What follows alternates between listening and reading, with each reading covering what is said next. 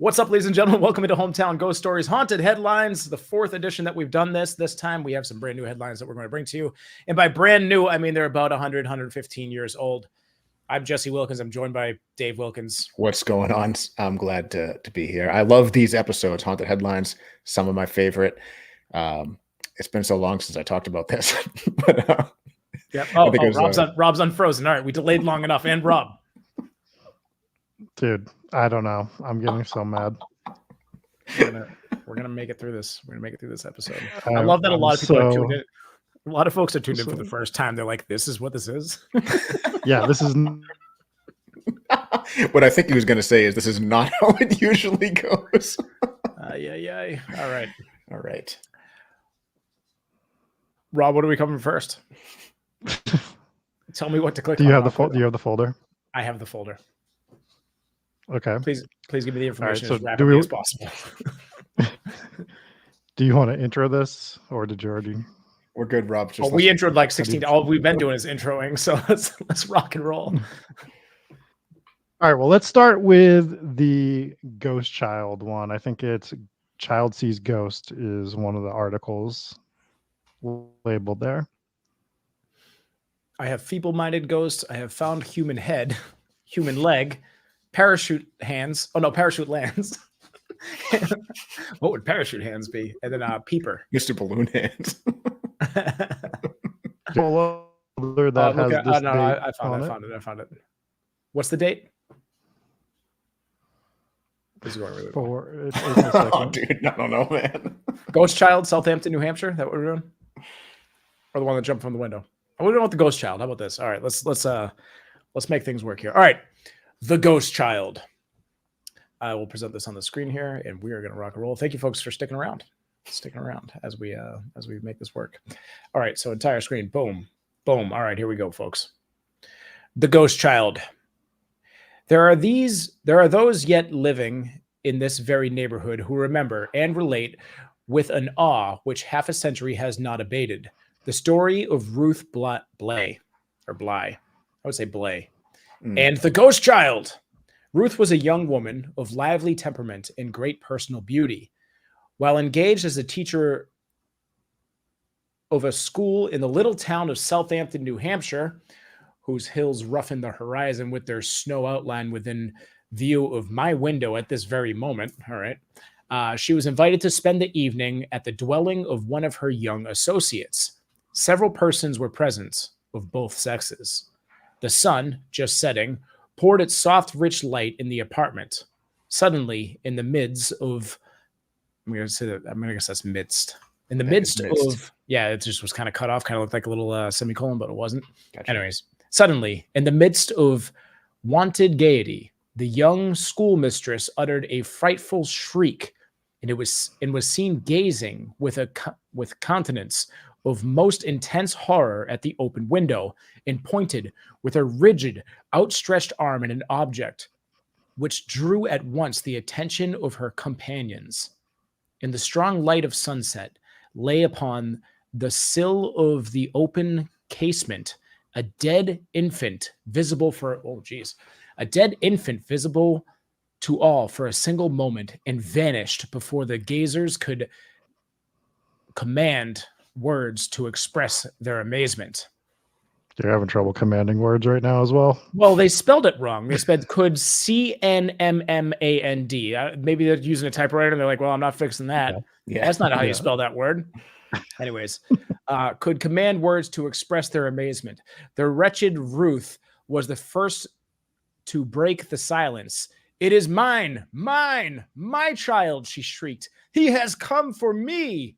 She gradually became more tranquil, but no effort availed to draw from her the terrible secret which was evidently connected with the apparition. She was soon after arrested and brought to trial for the crime of child murder, found guilty, and executed at Portsmouth. This took a turn, huh? And executed at Portsmouth, New Hampshire. I do not, of course, vouch for the truth of this story in all respects. Quote, "I tell the story as 'twas told to me." J.G. Whittier. Review. Yeah, so like the "twas" that was thrown in there at the end. "Twas."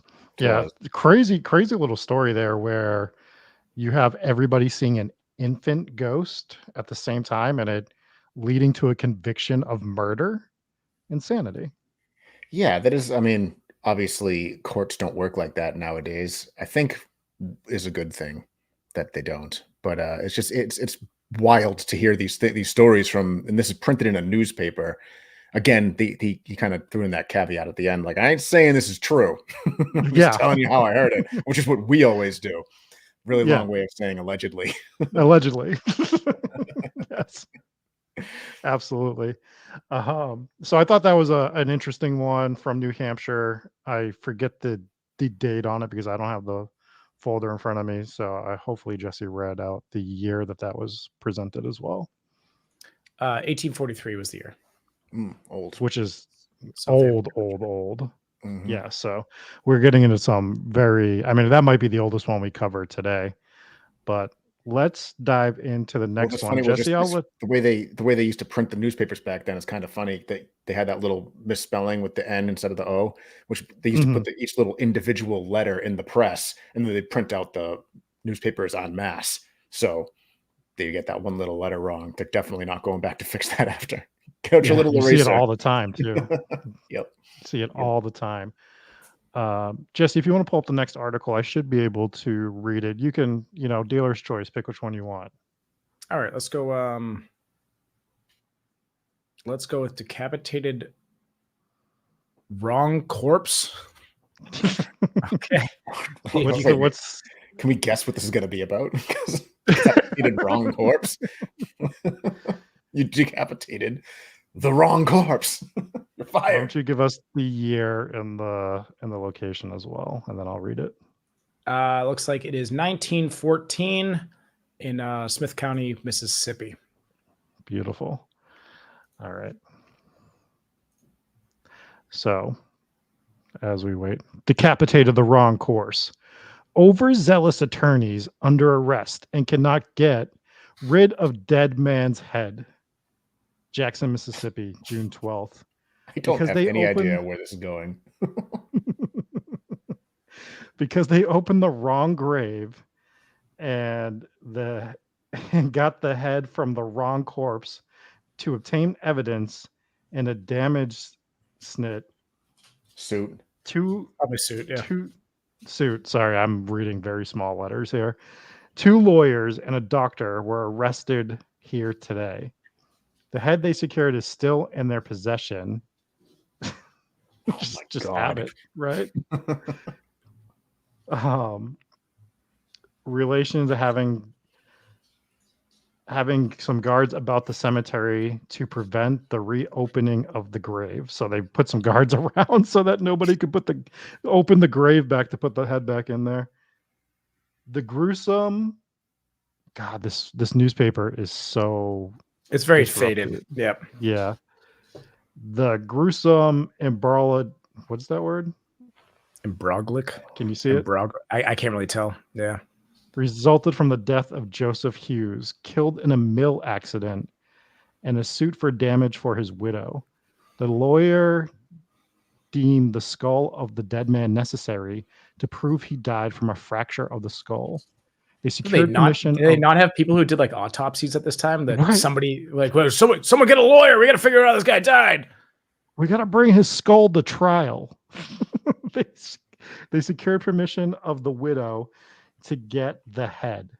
At the graveyard, relatives of Hughes pointed out a grave. A body was disinterred and the head removed. It was later discovered the head was that of Hughes's father. A brother of the dead man had the lawyers and doctors arrested and has put guards about the cemetery to prevent the restoration of the head. That's so crazy. So I don't blame the lawyers here. They shouldn't be arrested for this. The family pointed out the wrong grave. And in fairness, it would have the same last name. Right. It could even have the same first name if it's like a John Hughes Jr. But the family shouldn't know. There has to be repercussions. If you dig up the wrong grave, or if you're going to be digging up a grave, you got to make sure 100% that you got the right one. But you can't just go desecrating graves. That's You how can't just Yeah, but- grab like a cousin and a distant relative and be like, hey, point me to the right one and then run with it. I mean, how long had the dad been dead yet? This is crazy. Yeah, this is insanity. And then they just have the head, and the family's like, you can't put the head back. Why won't the family let him put the head back? Wouldn't you want the head to go I don't know, back to the 'cause they- grave? They probably wanted to do it themselves. Like, just give it to us. We'll take care of it. The lawyers wanted to keep that head. I don't know. There's a lot of questions. This article should have been longer, I would say. Yeah, I want more details. What I will say is that ever since we started doing this show, we started researching all these old cases of ghosts and such. There are so many cases of just desecrating graves and corpses. And why was there so much of this? It was so widespread for thousands of years. We were just hacking up bodies, just all willy-nilly. Why? Why is it so widespread? I never would have guessed. Just jumping in there, just, without abandon, just going to the graveyard and be like, oh, just dig this one up. It's the right last name. Well, you get like situations like this, then you get situations like in the UK in the 800 900s. They're just cutting up bodies of priests and just for good luck and sending them all over the place. Yeah. Just a lot of that. Too much. Yo, you got any of that priest toe for sale? I need a priest toe. Put on my necklace. Yeah, McLovster says witchcraft. Witchcraft is one. Science is another one. They're always cutting up bodies, but they used to rob graves so that they could study it for medical purposes. There's so many different ridiculous reasons to dig up corpses and cut them to pieces. No, Too many. If you went to a graveyard now and like try to exhume every body, how many do you think would actually be missing from a standard graveyard that's been around since like the 1700s? That's a good point. Yeah, it probably depends on where you dig. I would assume On the ground. The ground, probably. Conservatively, I'd assume none would be missing. That'd be my safe bet. you'd be batting 1,000 on digging up corpses and getting arrested. That would be my The real question is how. My price is right. Guess. Yeah. Okay, let's hop to the next one. This one is called Guardman Killed by Corpse in Geneva. Yeah, what was the year on this one? Let me see if I can find the year real quick. 1914. Killed by a corpse was the fate of a, what's that word? Gendarme? Gendarme. In a forest near the village. It said it was a guardman, right? Okay, let's start again. Geneva. Killed by a corpse was the fate of a guardman in a forest near the village of Wild Egg. Coming upon the body of a man who had committed suicide, the guard found that the right hand still tightly clasped a revolver. When he attempted to release the dead... Oh, no, I know where this is going. When he attempted to release the dead man's finger from the trigger, the weapon was discharged and the bullet pierced his chest. He died in the hospital a few hours later. Oh, what a loser. How do you get shot and killed by a guy who was already dead? Oh, that's so bad. But it's very embarrassing. It's very embarrassing. Hey, how'd you get here? At the gates of heaven. A dead guy killed me. And imagine the dead guy. Imagine the dead guy's surprise when he gets to heaven. He's like, "Well, let me in." He's like, "No, you murdered a guy." He's like, "When?" He's like, 5 minutes ago. It's like I've been dead for 10 minutes. Yeah. How the hell did that happen? Oh, it's impressive. Crazy. Really. I love it. The most dangerous man alive and dead. Have to throw that little asterisk on there. Yeah, that's a wild one. Not the way I want to go. That's not the way to go. That's not because your pride's gone too, right? Like your pride is just like. Well, you're dead. Who cares? Yeah, but like as you're dying, like, God, I wish I was still proud. Because if you got shot anywhere besides the head, you were probably alive for a few seconds, just going like, "No fucking way!" Definitely. I'm so embarrassed. This is so embarrassing. Barbara says, "Why disowned you?" Barbara says, "Why was it loaded?" Fair question. What was the? Well, he committed suicide, so he probably shot himself. It was a revolver, so when you shoot the revolver, it's going to chamber the next round, or at least the. So Oh, hang on. Somebody said charge the corpse. Or Ulysses said put the corpse on trial. That would be Decapitate it's him. involuntary manslaughter, right? That would be a very I guess so. 1914 thing to do. I can see it happening. Oh man. Rodad with a good comment saying wanted dead or alive. Yeah. That's crazy. Steph brings up a point. How many other people killed somebody after they died? I mean, shy of Yeah. vampires?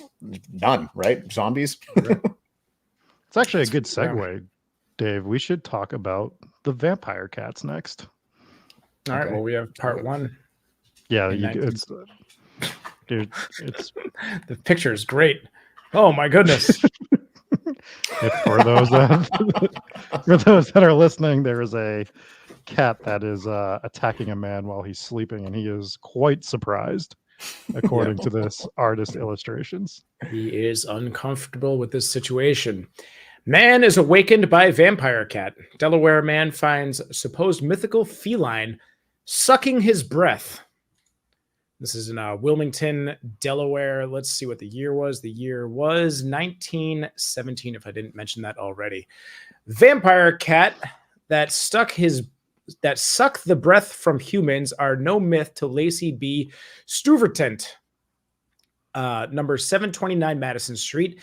He had a narrow escape from one just before daylight while asleep in a second-story room with the windows open. Apparently, the cat gained his room by climbing up awning poles. Sturdivant was aroused just before Ooh. daylight, feeling strangely uncomfortable. Well, that's because he was aroused. Yeah, that's what happens But when you're wide aroused. awake. Also happens when you're aroused.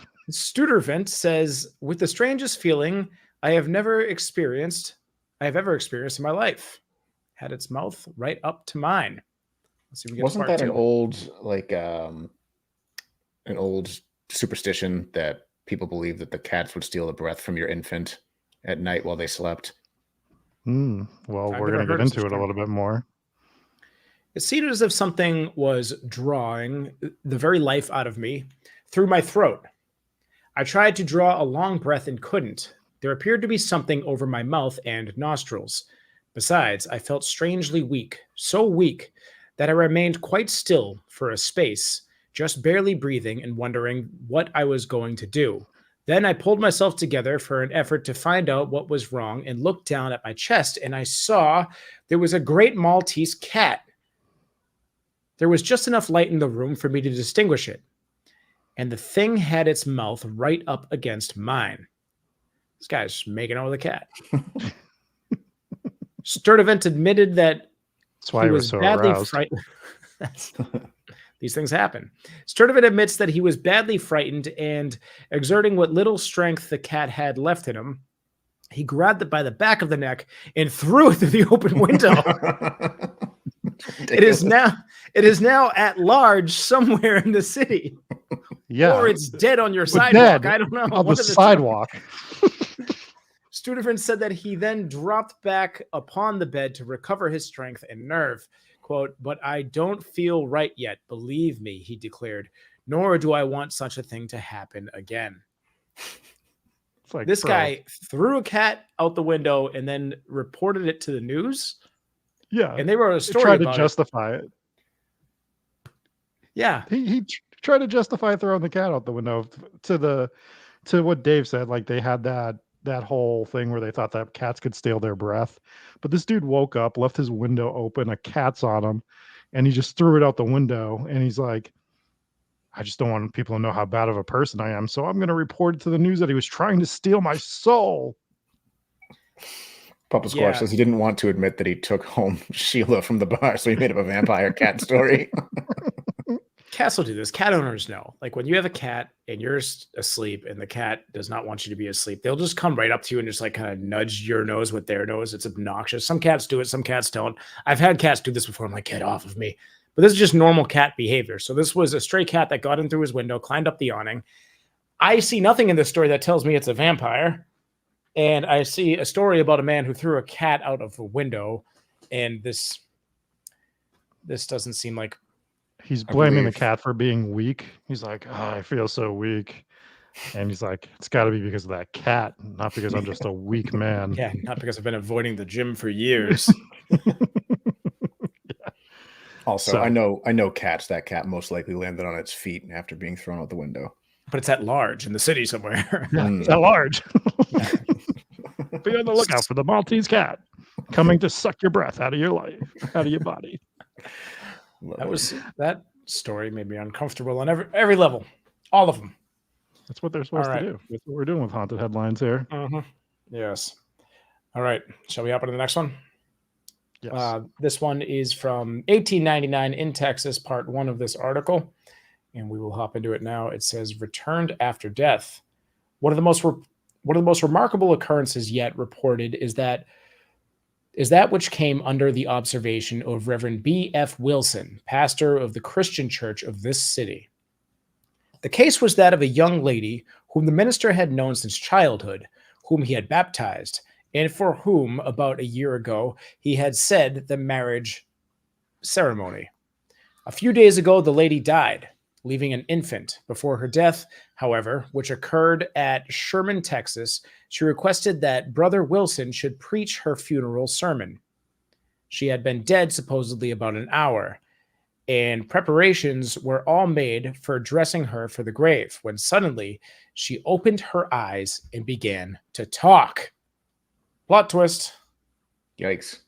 Quote, "I have been to heaven," she said, "and while I beheld things of the most transcendent the eye ever rested upon, I saw my father and mother and my husband's grandfather." This says "the" twice, so I'm going to say it. The latter came to me and said, Then the quote, latter is what they were going for there. "Oh, maybe, Probably, yeah. yeah. There is Yeah. no end there." Then the latter came to me and said, quote, "You need to tell me who you are. You need You not. are my grandson's wife." Sounds like they knew exactly who they were. No, it said you need not to tell me who you are. Oh, it says you need not. Okay. "You need to tell me who you are, Dave Wilkins." Calling her husband's name. "Heretofore." Is that a Just gonna throw word? all these- We're just gonna throw all these words together. It's all one word. "Heretofore," Heretofore and was, is, was. continued she, quote, "I have been afraid to die, but now I'm ready to go. My married life was the happiest year of my existence, and I have only come back for my baby." End quote. She then took her own hand and, drawing her eyelids down, passed gently away. In about an hour, her baby died, and both were buried in the same coffin. Mr. Wilson, as she requested, preached the funeral sermon. These are actual facts as told by the minister by Piano Courier. So Isn't this insane? Like, it takes a really dark twist, but this It is like does. one of the scariest newspaper articles we've had, just in terms of what happens where they think she's dead. She comes back to life and says that she's taking her baby. Then she dies, and the baby dies an hour later, and there's no record. They're not mentioning that the baby was sick or anything, just that the baby died. And terrifying. yeah, Yeah. this is basically the second story of dead person killing someone all of a sudden. True. If you can attribute, I mean, it could have been a situation where because you do hear about these near death experiences all the time, where somebody isn't quite dead, but they believe that they died, or whether they actually did die and they see something and then they come back and they have this revelation or whatever. And then it could have just been a coincidence where the baby also died. I mean, that is a bizarre coincidence. Yeah, that was a lot. I don't really know what to say about that. I mean, she came back and said she was basically in heaven, saw a bunch of people. They knew exactly who she was. And she's just like, yeah, my life was so happy. And then she's like, but I just came back for my baby. What a creepy thing to say. And then what an unbelievable occurrence for that child to then die. That's nuts. It is. Yeah, I think the only story that's ever been as like disturbing and terrifying as that one is the one of the child that rised from the dead. Yeah, this one Right, reminded like- me of that one for sure. So Had the those same- are yeah, overtones for sure. Oh, So, it's almost the same story, just with different people, right? Right. Good point. Because the grandmother died in the other one. Hmm. So it is almost the same. God, I wonder how many times we could find occurrences of that where a family member returning from the dead and then just like almost taking a family member with them. Feels like Yeah, we have a movie on our hands. the one where the child sits up in the coffin almost feels like it makes more sense, because if the old woman the grandmother who saw that probably had a heart attack because she was horrified, right? You can almost explain that one away. This one, there has to be a pretty big coincidence for all those things to match up. Agreed. Yeah, it's just such a weird story. Very creepy. Very creepy. Just the whole like I came back for my baby. Like what a selfish move too. I don't know. Mhm. We don't know how these things work. Maybe it could have been like she knew the baby was going to die, and I don't know. It's such a weird situation. Okay, we had an illustration of a cat sitting on this guy's chest that he then punted out the window. Now we get an illustration of a terrifying ghost. So this one is frightened by ghost. Child jumps from window. Are we sure it just wasn't the guy that's chucking everyone out the window? We'll find out. This one is in Chicago. The year was 1918. So let's check it out. So frightened by ghost. Child jumps from window. Chicago.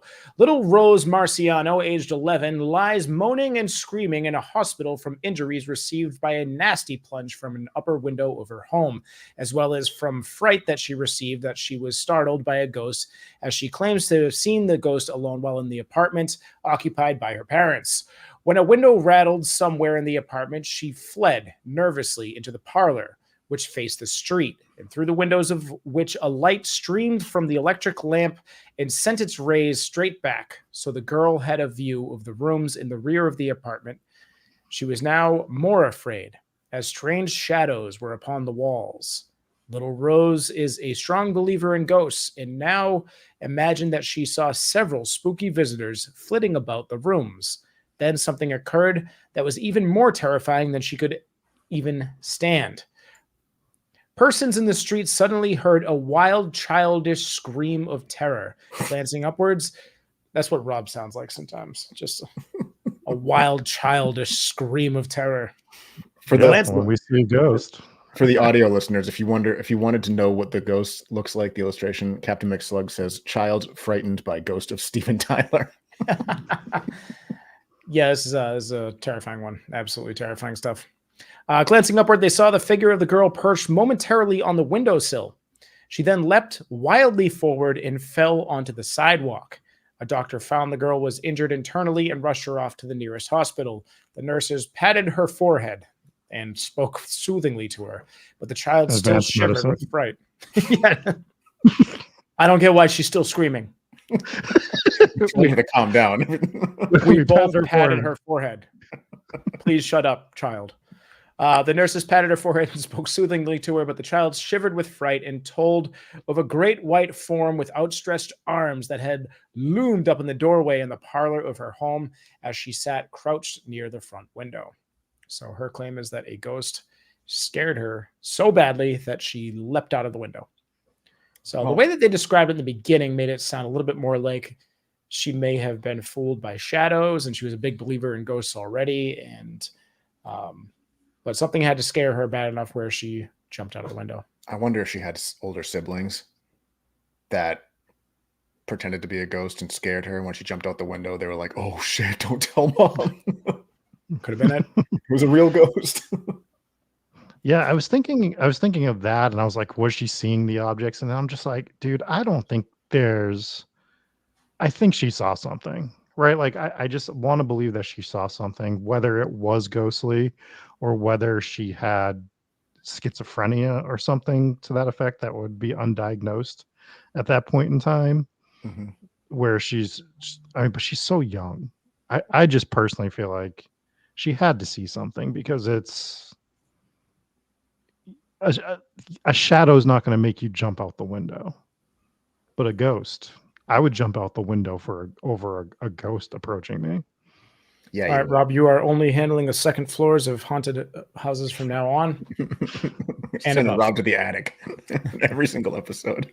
Make sure the window's open. I was just about to say, hey guys, all right, so you're gonna let us in? That's fine. Did you go ahead and open all the windows beforehand? Thank you. Rob will be taking the second floor again. I think that's a good idea. Yes. Well, we have quite the experience with investigated haunted attics, so I mean, I guess I'll do it, but I am ready to jump out. We've done our fair share. That we have. All right. I believe we have one more. Shall we hop into it? I have a bonus one here, too, so it seems like we have time. I'll read that one as well. Sounds good. This one's called A Grave Deception. This was a fun one to end on. And you didn't give you got to give us the year. I know. I always do this backwards. 1877 in Oregon. So this one is a grave deception. It was a melancholy funeral, despite the circumstances, that of Michael O'Laughlin at French's Prairie, Oregon. The deceased had quarreled with his wife, had been divorced, and in his dying moments, it was stated, had questioned that the coffin had requested, missed the R either. It was stated, had requested that the coffin not be opened as he didn't want his wife to take a last look at him. The request was complied with, and the funeral services were held in a church. A few days after the funeral, the wife asked Mr. Gregory to wind up the business of the deceased. Mr. Gregory began to do so, but soon rumors reached him that O'Laughlin was alive. The grave was opened. The coffin lid was taken off, and there, in the bottom of the coffin, lay a dead sheep. It is thought that O'Laughlin was the author of the heartless deception. So didn't expect this. So what do we think happened here? He faked his death to get away from his awful wife. Oh my God, I love it. And that was why he requested that the coffin not be opened. Right. I love it. His new girlfriend must have been pissed. The sheep, though. I love that he chose a sheep. Well, you got to put something in there, right? For sure. I hope that the sheep was dead. He just found a dead sheep. Maybe that's why they opened it. It's just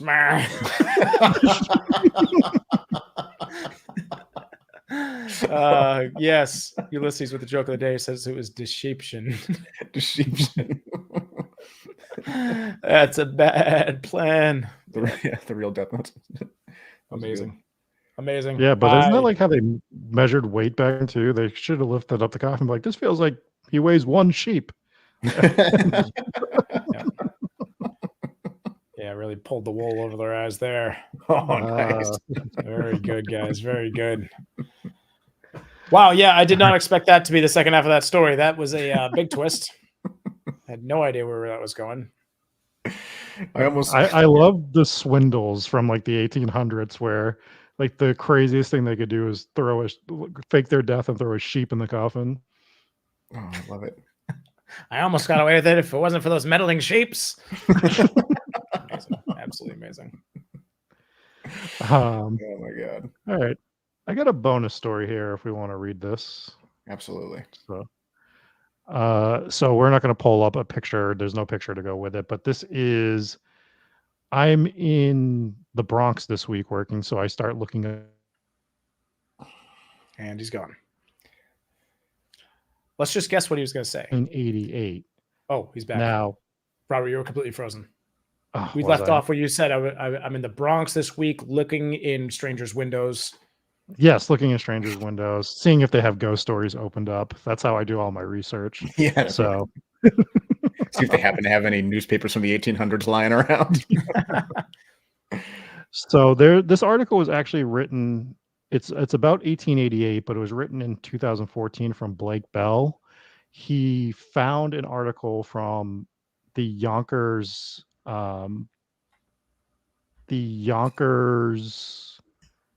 God, I just lost the newspaper. It's the Yonkers Times or something like that. And it has the full article in there as well, but we're just going to jump into it. The ghost of City Island terrified the people of Pelham early in 1888. Pelhamites knew the apparition as, Jesse, do you want to try to guess what they were calling this ghost? No. The answer is his spook ship. That would have been my first guess. I'm upset that I didn't try. Like No his des- lordship, but a ghost? Yes. That's Yeah. amazing. No description of his spook ship yet has been discovered. By early February 1888, however, the apparition that appeared throughout City Island was frightening the inhabitants a good deal, according to one account published at the time. The ghost of City Island, it seems, is one of the many specters and phantoms that are said to have terrified the town of Pelham for the last several centuries. City Island's fear of his spook ship in early 1888 was quite fascinating. In February of that year, residents of the town of Pelham who lived on City Island were fed up with the ghost of City Island. Call the apparition his spook ship or call it trickery, Pelhamites no longer cared. They were fed up. All called for the death of his spook ship. These guys were ready to kill a ghost. They were ready to get rid of him. They were ready. A brief article in a Yonkers news. Pelham residents believe the ghost of City Island better be spectral. If not, the specter soon would be pushing up daisies. As the brief article put it, so You keep cutting out there. Did they just keep threatening to kill this ghost? Like, yeah, the spook ship's gonna be dead. Otherwise, the spook ship's gonna be pushing up daisies. Like, all right, tough guys. All right, tough guys who are writing the article. Let's calm down. it's the most Bronx thing ever, too, right? Yeah. Like, yeah, like they're gonna like a Bronx, like they're just gonna kill this ghost. Like, we're sick of this ghost. There's no haunt in here. We're gonna put out a hit on this ghost. Get the 5 families together. So the actual article from 1888 is really brief, and it just says Little City Island comes to the front again with a ghost story. His spook ship has been seen many times recently, frightening the inhabitants a good deal. They now say that if he shows himself again, they will send a load of buckshot into or through him, as the case may be. The incredulous think it is some fellow out on a lark trying to see how much he can frighten people. It may turn out costly for him. We've got a lot of these in like a lot of these older articles where it just turns out that there was just somebody in the woods just being a great wag or whatever, you know, like just doing his best to scare people. It's always like the corniest is like he put a sheet over his head and was saying thick, thack, thack, thick, and moving through the bushes. And it's like it's just how gullible was everyone? Like if I see someone walking around with a sheet over their head, I'm like, that's a lazy Halloween costume, but awesome. You know, it's low effort at the times. Not a lot going on. Well, in this situation, the person who's being the great wag in the woods with the sheet on them could have gotten shot with buckshot. So It's true. Best behave. Absolutely. Yeah. So maybe we'll have to see if there was any follow-up to that story. But from the historian, he said he couldn't find any murders of ghosts. So they never caught his spook ship. Maybe he was a real ghost. Maybe. I just love like the royal name that you got. And, like, Mr. Spook. It's Mr. Spook Ship. Love that. If you guys enjoy these, we're going to be dropping another side content one of current, more current haunted headlines. We call that the paranormal update. That'll be coming out in a couple weeks. So we'll lock that in. If you find any articles that are old and that you find interesting and you think that we should cover on the show, send them our way. There is actually quite a few of them. There's a lot of these ghost stories that do make the news and they still make them today. So for historical ones, we cover them in haunted headlines. For more recent ones, we cover those in paranormal updates, and we will bring you guys some more. But hey, we got vampire cats. We got multiple dead people coming back and killing live people.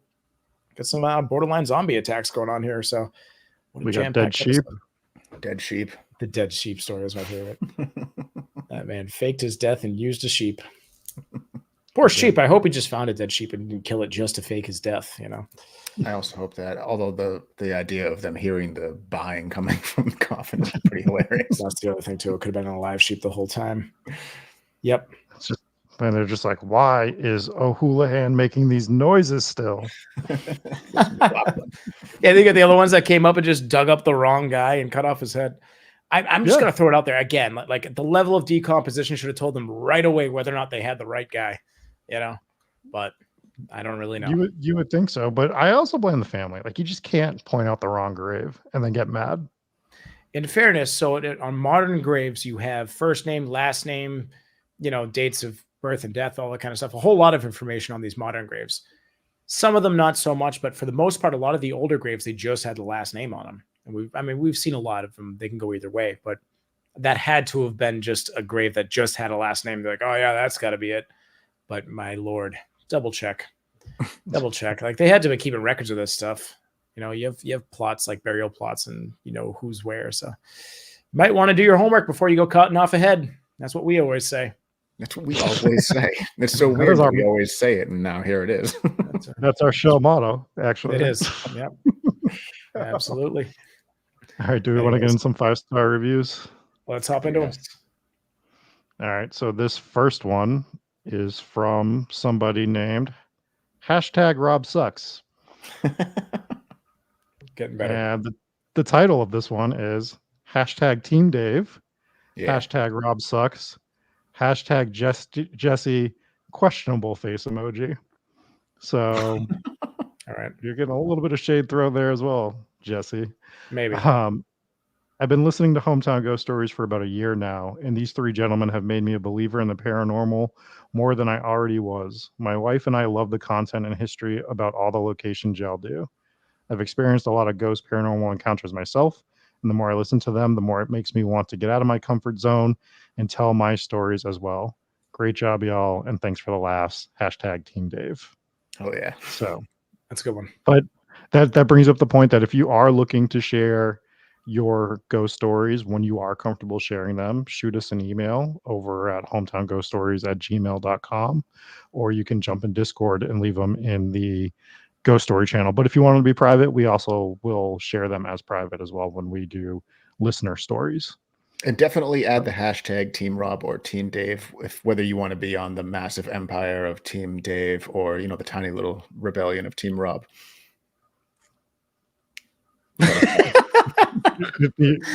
The only thing tiny here is you in person and on stream. And Right. Rob's rebellion. Rob's rebellion is few but powerful. All right, we have one more here. It's from Kiki Go Blue, titled My Favorite Podcast Ever.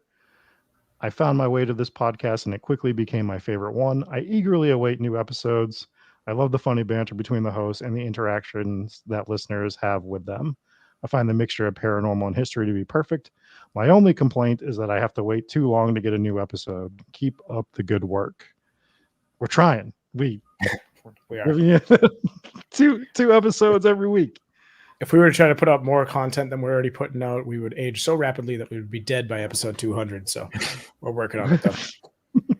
We would. I mean, my beard in the last year, the gray hair that has sprung up in the last 12 months has been insanity. So It's either the show or your unbelievable old age. Who knows? Let's thank our patrons real quick. Do you have another one, or is that it? no, that's it. I just was going That to was say it, I'm okay. not the oldest one on this show. So Yes. Sure. All right. Hopping into our patrons. Let's start with our VIPs, and we're going to kick it off with Dave D, Kate and Steve M, Blazora, Glitter Tees, Cammy from Washington, Kelly C, Dakota G, Nick, Donnie N, Inspires Gaming, Allison V, Robert H, Anna C, J9, Mallory K, Demon King, Mom and Pops W, Lisa J, and Dave Wilkins is undefeated in street beefs fights. Hell yeah. We finally got a silly name in the VIPs. Usually it's a Love it. serious bunch of absolute legends over there in the VIPs. Let's go into the Warren's words with Rachel B. Too many Rachel B's. Her lady spook ship of Spookshire. That is very fancy. We like that. Nefarious Chad Poles, Wahini Pirate, Rob Hating, Willy Nilly, Corpse Defiler. Julie Gooley, Eugene M, Arcade Hunter, Siobhan Not, Sharon, Kath Q, Liz Young, DC, Chris Connolly, LBPS founder, next HTGS guest, the other Rachel B, Sarah Cook, Amby Rose, Janice G, Lily, Rachel B, Rob's left-handed dog hands with the man blood on them. Sydney is no longer the favorite fan by men.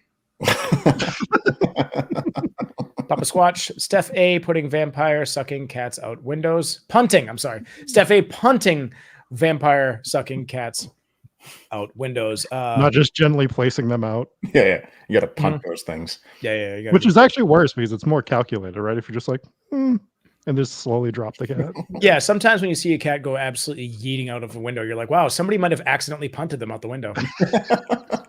That must have been an accident, is what people say when they see that.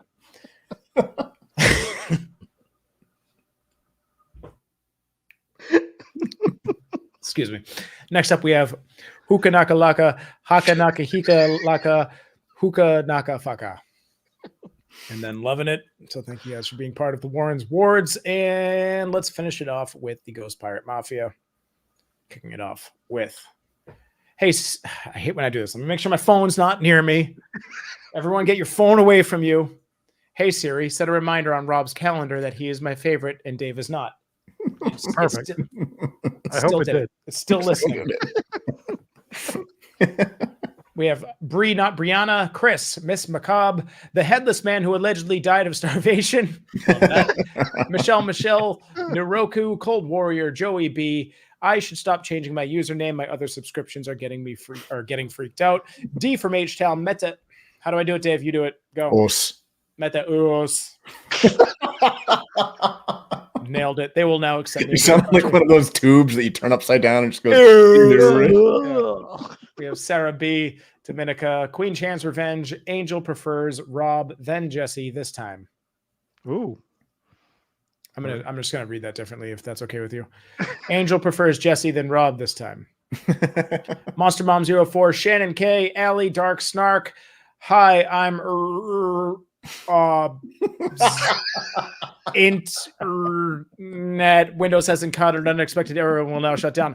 Megan S, Morgan S, no. The haunted microwave full of frogs. Sharon V, Wayne C, Pad Kid poured curd pulled cod. Couldn't get me, Nancy. You almost did. Crystal Quinn, Aaron A, Mina H, Colby the unnamed serial killer still at large. I will say, Nancy, I cheat on reading those names because whenever yours comes up, my brain shuts off and I just have to read it unbelievably slowly. And by my brain doing that for me, it ends up me reading it correctly. Rob Coakley's allegedly poorly ketchup jizbukaki French fry party. Listener discretion is advised. Alicia E, Thick Boy Freddy allegedly poorly yeeting a vampire cat into the unknown general public who wondered why I was so aroused. Then we have yeeted vampire cat haunting Rob's computer. I feel like you both told a story there. You shall refer to me as his spook ship, or I shall send a vampire cat to suck out your breath. Sam from Nepal, Joe R. Paul from St. Louis, Al Capone. I should be in every episode, and you are Al Capone. Huggy Bear. Yes, Rob, you told the gas station V6 story. Solar Flare, Mariah M. Kiralee J. Anthony.gov to make it effing official. Biatch T. Cody G. Brandon W. and his hoop ship. His hoop ship. It's good. That was beautiful. Thank you guys for sticking with us. That was a holy shit. Bumpy ride in the beginning, but we smoothed it out, didn't we? And we'll be back next week with a numbered episode. We're going back to Montana next week, which should be an exciting one. And next horror movie review you should be watching is Final Destination. Final Destination will drop on Friday. And I think after that, I don't think we've decided. Cool. Sounds good. Well, thank you guys so much for tuning in, and we'll be back next time. Appreciate it.